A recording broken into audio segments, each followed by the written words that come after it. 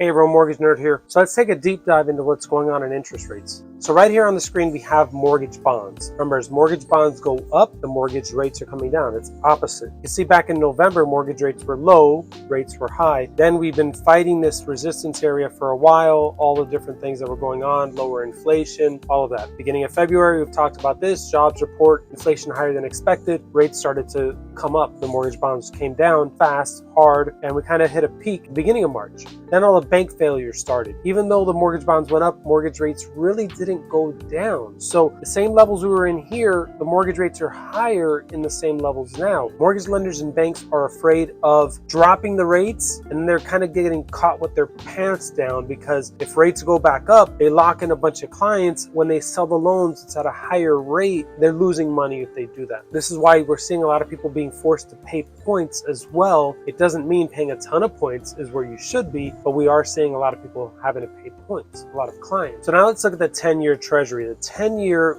as that moves down, mortgage rates move down. It's an easier guide for us. You can see the peak of rates over here in October, November, and then we've hit these low points every time and meet a lot of resistance. It's really cool when you're able to draw out a line like this. See how every time it's come down and it's met that point, it's bounced off of it. So we're at that point again. Maybe today's a good time to lock clients, maybe not, because the last jobs report yesterday, jobs report today have been lower than expected, meaning less jobs than expected. Friday, there's another one. And next week's the consumer price index, the CPI, which is inflation. Inflation reading is lower also. Now we're really talking. Now these rates are going to start dropping hard. I think in May, that's going to be a big CPI report. Inflation should be lower because we have a lag in shelter costs, in rents that have been going down already for months, but it's not showing up in the CPI. It should show up in May. So I've been saying this summer we should see lower rates in the 5s. Problem is the lenders are keeping those rates high, like I mentioned earlier. And what if they do that for the rest of this year out of fear of losing money by lowering rates too quickly? Either way, at some point, whether it's this summer